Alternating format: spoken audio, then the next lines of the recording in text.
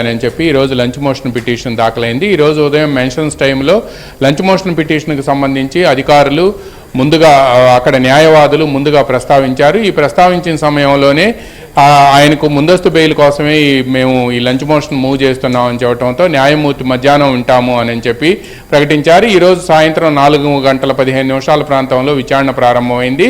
ఈ విచారణ సందర్భంగా ఆయన తరపున సీనియర్ న్యాయవాది నిరంజన్ రెడ్డి వాదనలు వినిపించారు. ఈ వాదనలో ఈ నెల 13వ తేదీన సంఘటన జరిగింది. 13వ తేదీన సంఘటన జరిగితే 15వ తేదీన దీనికి సంబంధించిన కేసు రిజిస్టర్ అయింది.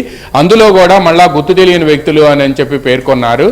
అయితే ఆ తర్వాత కేంద్ర ఎన్నికల సంఘం టీడీపీ జాతీయ ప్రధాన కార్యదర్శి నారా లోకేష్ ట్విట్టర్లో పెట్టిన ఈ పోస్టుకు సంబంధించి అందులో ఉన్న విజువల్ని తీసి దీనిపై సీరియస్ కావటమే కాకుండా దీనిపై విచారణ జరిపి అరెస్ట్ చేయాలి అని చెప్పి ఆదేశించింది. దీన్ని ఎలా మీరు పరిగణలోకి తీసుకుంటారు అని చెప్పి కూడా నిరంజన్ రెడ్డి వాదనలు వినిపించారు. అదేవిధంగా ఒకవేళ ఆ విజువల్ని మార్ఫింగ్ అయి ఉండొచ్చు కదా అని చెప్పి ఆ వీడియో ఎందుకు మార్ఫింగ్ కాకూడదు అని కూడా ఆయన ప్రశ్నించారు. వాదనలు కూడా వినిపించారు.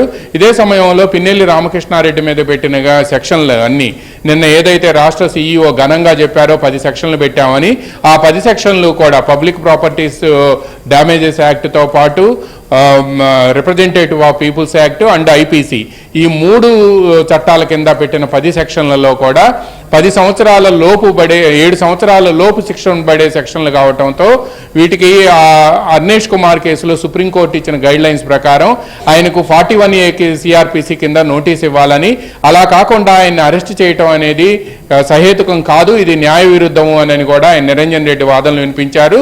ఎందుకంటే ఇప్పటి వరకు కూడా ఎఫ్ఐఆర్లో ఆయనకు సంబంధించి దాఖలైన కేసులన్నింటివి కూడా సెక్షన్లన్నీ కూడా 10 సంవత్సరాల లోపు శిక్ష పడే సెక్షన్లు ఉన్నాయి. ఈ 10 సంవత్సరాల లోపు శిక్ష పడే సెక్షన్లు ఉంటే మాత్రం అది ఎవరి మీదైనా సరే సుప్రీంకోర్టు ఇటీవల ఒక జడ్జిమెంట్ ఇచ్చింది. అర్నేష్ కుమార్ కేసులో సుప్రీంకోర్టు ఏం చెప్పిందంటే అటు 7 సంవత్సరాల లోపు శిక్ష పడే సెక్షన్లు ఉండటంతో ఉంటే మాత్రం ఎవరికైనా సరే 41 సిఆర్పిసి కింద నోటీస్ ఇచ్చి వాళ్ళని విచారణకు పిలవాల్సిందే కానీ ఏకపక్షంగా అరెస్ట్ చేసేందుకు వీల్లేదు అని చెప్పి కూడా పేర్కొంది. కానీ ఎన్నికల కమిషన్ తరపు న్యాయవాది మాత్రం తమకు దీనిపై కౌంటర్ దాఖలు చేసేందుకు మరికొంత సమయం కావాలి అని చెప్పి కోరారు. ఇక ఇదే సమయంలో వాదనలు జరుగుతున్న సమయంలోనే సింగిల్ జడ్జిగా ఉండే బెంచ్లో ఉన్న న్యాయమూర్తి జస్టిస్ జ్యోతిర్మయి తనకి డివిజనల్ బెంచ్లో విచారణ ఉంది అని చెప్పి డివిజనల్ బెంచ్లో ఈరోజు విచారణ ఏబి వెంకటేశ్వరరావు కేసు విచారణ ఉంది, అందువలన ఏబి వెంకటేశ్వరరావు కేసు విచారణ ఉంది అందువలన తను మరికొంత సమయం కేసు విచారణను వాయిదా వేస్తున్నట్టు కూడా చెప్పి డివిజనల్ బెంచ్కి వెళ్ళిపోయారు. దీంతో కేసు విచారణ వాయిదా పడింది. అయితే పోలీసుల తరపున ఇంకా వస్తుందనేటువంటి ఉద్దేశంతోనే చేశారా, కేవలం 41 సిఆర్పిఎస్ నోటీస్ ఇస్తే దాని ద్వారా కొంతకాలం పాటు వెసులుబాటు లభిస్తుందనేటువంటి ఉద్దేశంతో హైకోర్టును ఆశ్రయించారనుకోవచ్చా? ఇంకొక వైపు ఆయన దేశం విడిచి వెళ్ళిపోయారనేటువంటి ఒక ప్రచారం కూడా జరిగింది. సో ప్రస్తుతం చూస్తుంటే ఆయన ఖచ్చితంగా ఈ రకమైనటువంటి న్యాయపరంగా పోరాటం చేసేటువంటి ప్రయత్నంలో భాగంగా ఖచ్చితంగా తెలుగు రాష్ట్రాల్లో కావచ్చు లేదా మిగిలినటువంటి ప్రాంతాల్లోనే ఉండేటువంటి అవకాశం ఉంది కదా. సో ఎందుకు పట్టుకునేందుకు ఇంకొక వైపు సీరియస్గా ప్రయత్నం చేయట్లేదు?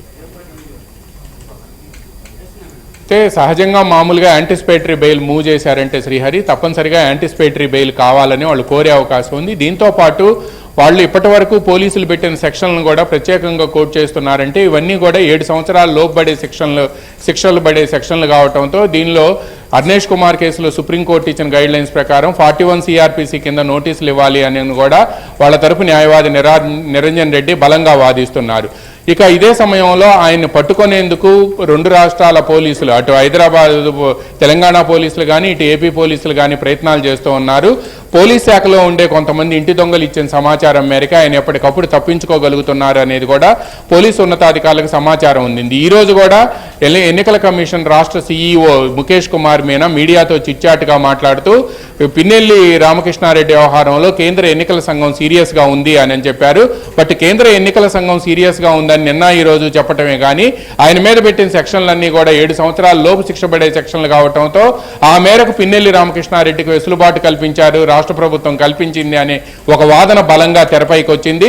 అయితే పిన్నెల్లి రామకృష్ణారెడ్డి నిన్న సాయంత్రమే చెన్నై వైపు వెళ్లారని సమాచారం ఉండటంతో ఆంధ్రప్రదేశ్ నుంచి 2 ప్రత్యేక పోలీసు బృందాలు చెన్నై వైపు కూడా వెళ్ళాయి.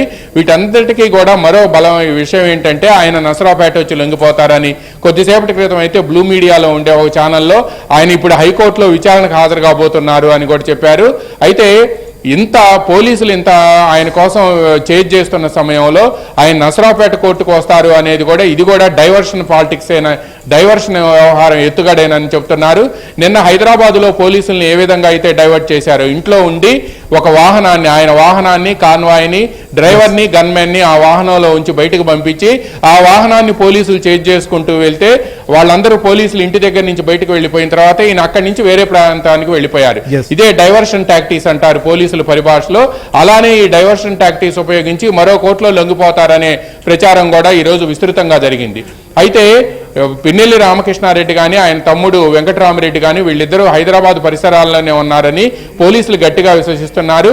అతను మొబైల్ ఫోను నిన్న మధ్యాహ్నం వరకు కూడా ట్రాకింగ్లో ఉన్నప్పటికీ అప్పటి నుంచి కూడా ఆయన మొబైల్ ఫోన్తో పాటు ఆయన చుట్టుపక్కల ఉన్న మొబైల్ ఫోన్లు కూడా ట్రాక్ చేశారు.